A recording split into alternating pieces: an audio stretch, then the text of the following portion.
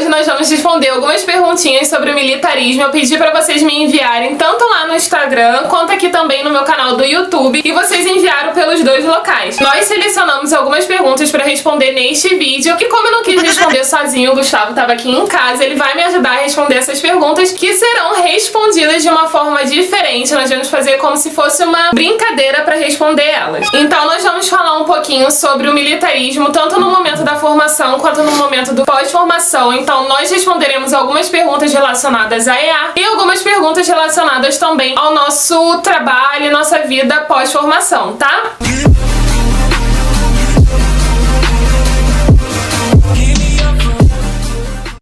Oi gente, tudo bom? Bem-vindos a mais um vídeo no meu canal. Como eu já falei pra vocês, nós vamos responder algumas perguntas sobre o militarismo, e como eu falei, nós vamos responder de uma forma diferente. Eu tive a ideia de colocar tudo num papel, eu escrevi elas num papel e vou fazer como se fosse um sorteio. Eu coloquei elas no papel, cortei e vou colocar dentro de uns tojinhos pra elas serem sorteadas. Então também não serão todas as perguntas que serão respondidas, por conta do sorteio e também porque, a gente, teve muitas perguntas repetidas. Alguns de vocês mandaram perguntas que já foram respondidas aqui no meu canal do YouTube, né? Tem vários vídeos por aqui, se você ainda não viu, tem uma playlist chamada Militarismo e também tem uma chamada Formação. Então se a sua pergunta ainda não foi respondida, tenta dar uma olhada aí nos vídeos que você ainda não assistiu, mas dando tempo eu vou lá e vou responder essas perguntas que não foram selecionadas para ser respondidas no vídeo de hoje. Então, gente, nós já estamos aqui com o estojinho em mãos, nós responderemos individualmente, tá? E as perguntas que foram selecionadas, né, aquelas que não são repetidas, a gente deu uma olhada, entrou no consenso ali, nós escolhemos algumas, cortamos e dobramos e colocamos aqui dentro, tá bom? Então vamos começar o vídeo. Vamos lá, gente, vou pegar a primeira perguntinha, vamos ver quem vai ser sorteada. A pergunta é: se sargento da aeronáutica participa de missões? Quem mandou essa pergunta foi o Micael Bernardo aqui no YouTube. Então, gente, eu já cheguei a comentar isso com vocês lá no vídeo chamado 50 fatos sobre o militarismo, e sargento costuma sim participar de missões. Algumas especialidades acabam participando mais do que outras, mas de uma forma geral, praticamente todas as especialidades têm missões. Geralmente as missões são para fazer algum curso, alguma especialização relacionada à nossa especialidade ou à nossa vida de sargento mesmo, como por exemplo de instrução, que acaba que abrange todas as especialidades, não instrução assim mais operacional, mas instrução sobre regulamentos, por exemplo. Então todo sargento tem que saber um pouquinho sobre isso, porque pode sim ter que dar instrução. Então algumas missões são em outros estados, a gente acaba tendo que viajar, e é tudo por conta da FAB, né? Questão de voo, hospedagem e tudo mais. Então o sargento faz missão sim. Pergunta da Vida Saudável do YouTube. Pode sair no final de semana? Porque tem que dobrar tudo de novo. Não, pode falar, vai. Pergunta aqui da Vida Saudável do YouTube. Letra linda, né, Gustavo, que eu tenho? Maravilhosa. Na EA, pode sair fim de semana? Pode, com certeza pode. Se você não tiver de serviço, não tiver com nenhuma punição, que antigamente era o LS, que é o licenciamento sustável, e hoje está sendo o LNC, né, que é o licenciamento não concedido, você tem liberdade para poder sair e retornar para o esquadrão no domingo à noite, né, quando tem o pernoite para poder fazer a retirada de falta. Então, geralmente ali a liberação acontece na sexta-feira, após as últimas atividades ali do esquadrão, no toque de corneta, né, que eu não sei nem mais se está sendo assim hoje, acredito que ainda está sendo. E no retorno, domingo à noite, tem que estar lá para poder fazer a retirada de faltas. Se você não tiver punido, não tiver de serviço, você está liberado de fazer aquilo que você bem entende, né, e retornar para a escola dentro desse período aí, desse intervalo de tempo. A próxima pergunta, deixa eu ver aqui. O que aprendeu com o militarismo? Quem mandou essa pergunta foi a Bia_Cordeiro 23. Ela mandou essa pergunta lá no Instagram. O que eu aprendi com o militarismo? Eu acho que assim, eu sou uma pessoa um pouquinho assim, ponderona, né? Eu retruco muitas coisas assim, no instinto assim, quando eu vejo eu já respondi. E no militarismo, né, a gente tem que respeitar, principalmente geralmente, né, se a pessoa é mais antiga do que a gente, então nem tudo a gente pode ficar contestando, perguntando por que isso, por que aquilo, mas eu não quero, não pode ficar discordando muito. Então a gente acaba aprendendo a ser um pouco mais disciplinada, mais respeitadora assim com o mais antigo e entender que nem tudo a gente pode ficar contestando muito, faz parte do militarismo. Próxima pergunta. Pergunta do Jonas Vinícius, do YouTube. Aprendemos técnicas de sobrevivências antes e após a formação? Sim, aprendemos. Depois da formação a gente aprende nós e amarrações. Ah, tá. Tipo... Então, volta aí.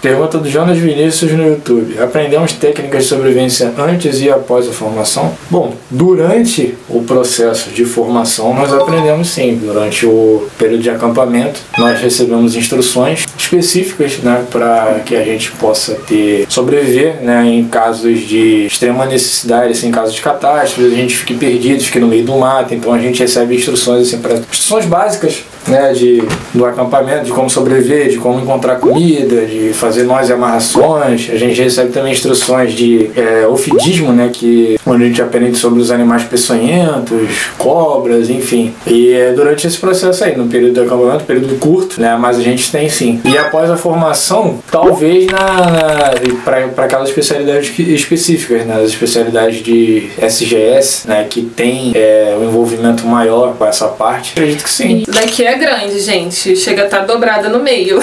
Tá, a pergunta é: quem é de outro estado pode sair do alojamento da IA e ficar de civil? Quem mandou essa pergunta foi a Luísa Vitória. E ela mandou essa pergunta aqui no YouTube mesmo. A dúvida é, gente, eu lembro da Luísa, que eu acho que ela mora em Manaus. E geralmente quem mora num estado muito longe não tem como voltar pra casa final de semana. Geralmente só volta pra casa no recesso escolar, no final do ano, e depois quando se forma. Então acaba tendo que ficar lá na IA. A pessoa, ela pode ficar na IA, lá no alojamento, sem problemas, e ela não vai ficar presa na escola. Se ela quiser sair, ir pra festa, ela pode sair normalmente, ela tá liberada, ela não fica condicionada à rotina da escola, ficar fardada sempre, não. Ela vai poder sair, pode sair de civil e não precisa ficar fardada o tempo todo, não, tá? YouTube de novo.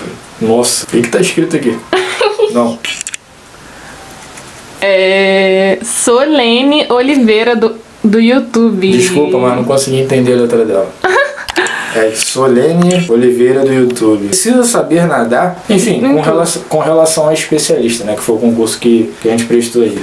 Não tem, até hoje no edital não tem nenhuma especificação com relação à prática de atividades aquáticas, assim, no caso, em relação à natação. Não é um pré-requisito pra gente poder entrar. Não há necessidade de saber nadar. E a lagoa do acampamento não é funda, né? Não é fundo. Então não precisa. Então não precisa saber nadar, não. Pode ficar despreocupado. Se quiser também, não tem problema não, mas não é necessário. Vamos à próxima pergunta.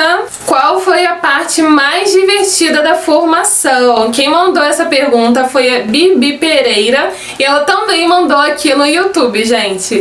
Com certeza absoluta, gente, a parte mais divertida da formação não é a formação.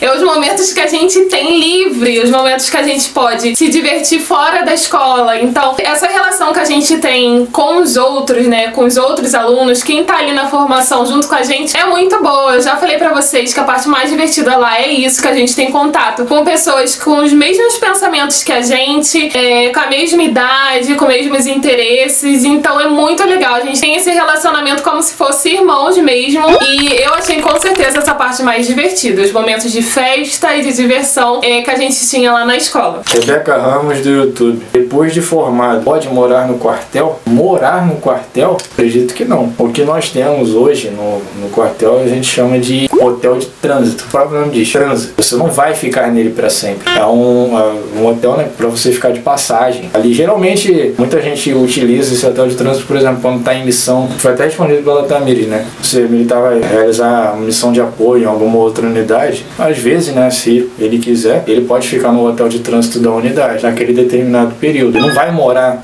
naquele hotel. Isso é o passageiro. O que tem também são as vilas. O que tem também são as vilas, que elas não são dentro da unidade. Entendeu? Algumas sim, outras não.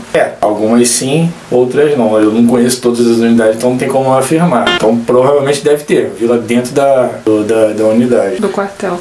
Elas são de graça? Não, elas não são gratuitas não.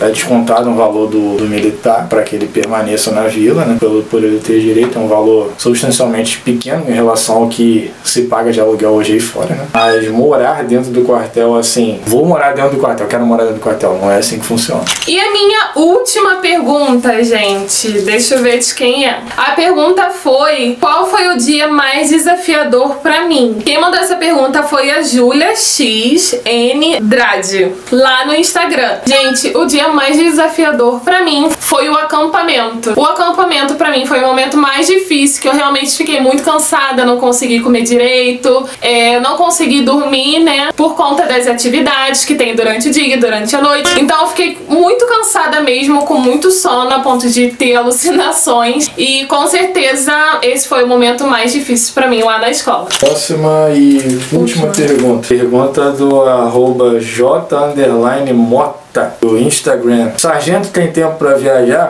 Isso é direito de um trabalhador, né? Após um ano de trabalho ele tem direito a tirar um mês de férias. Então sim, no período de férias ele tem os 30 dias para poder viajar. E ainda tem aqueles casos específicos, né? Que, por exemplo, o sargento que ele tá de missão, né? Que ele é comissionado ou tá com diário, ele viaja a serviço, né? Ele presta apoio à força fazendo essas missões em outros locais. Ou seja, às vezes ele consegue ter um tempo ali para ele dentro dessa viagem para poder conhecer o local. Ou seja, ele pode ter esse direito tanto no período fora de serviço, que seriam as férias, e durante o período de serviço. Gente, então essas foram as perguntas que nós selecionamos para responder aqui para vocês. Eu respondi mais 5, o Gustavo acho que umas 6, por aí. E se a sua pergunta foi respondida, coloca aqui nos comentários que eu quero saber. E se você também tiver mais alguma dúvida, pode deixar aqui nos comentários que a gente responde todo mundo, tá? Eu espero muito que vocês tenham gostado desse vídeo. Eu vou deixar aqui no final do vídeo o vídeo falando sobre 50 fatos sobre o militarismo, que eu conto bastante peculiaridades lá sobre a carreira, tá? Se você ainda não tiver visto. E não deixa de conferir aqui na descrição desse vídeo os links que eu vou deixar aqui de vídeos relacionados a esse assunto, tá bom? Fiquem com Deus, um beijo e tchau! Tchau!